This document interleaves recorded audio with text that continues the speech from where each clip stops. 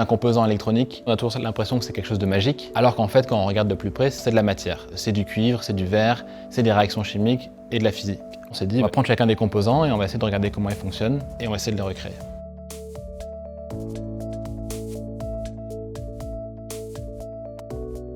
La première intention de Papier Machine, c'est de nous faire rentrer à l'intérieur des appareils électroniques qui nous entourent, qui sont nichés dans des accessoires qu'on a tout le temps en main, comme nos téléphones portables, nos tablettes.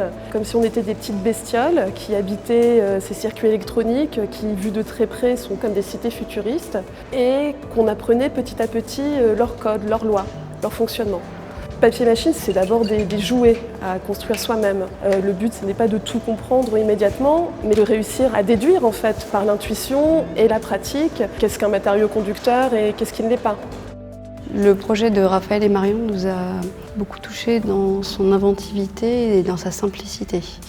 La simplicité de sa mise en œuvre, qui nécessite pourtant un soutien et une aide parce qu'il peut être amélioré en précision, en amplitude aussi, en pédagogie.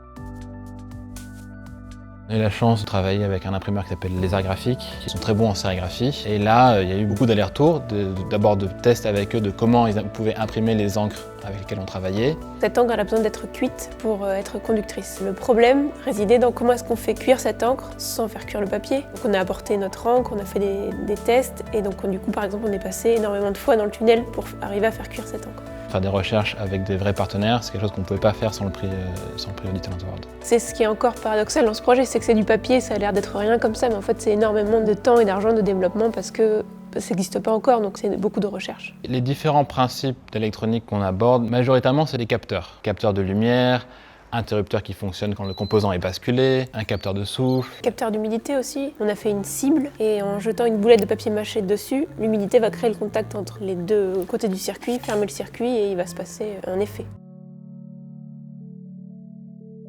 Une partie de l'exposition a été spécifiquement créée pour le contexte des Designers Day. Il s'agit d'une installation dans l'espace avec 4 grands posters à activer qui requièrent la participation du public. Et puis une autre partie de l'exposition présente le cahier de jouets Papier Machine avec 13 jouets à fabriquer soi-même. Il a fallu réfléchir à comment ces différentes machines forment un groupe. Dans cet orchestre de machines bizarres, la cible devient en fait un percussionniste, le pachinko devient une batterie, le tobobi est l'orgue, la pièce centrale qui sonne comme ça en fonction de là où on vient le chatouiller, et le circuit devient finalement une espèce de marimba aquatique qui accueille le spectateur quand il arrive. Nous, ce qui nous importe, c'est vraiment l'expérience que va avoir le spectateur. Et c'est le point de départ. Et après, que ça soit une expérience à la maison, dans un cahier ou dans une exposition, c'est toujours cette idée-là de créer un moment en fait. Je pense qu'il y a une volonté aussi de séduction envers le public et c'est aussi cette histoire de comment rendre ça assez accessible et simple, donc en faisant des choses très graphiques.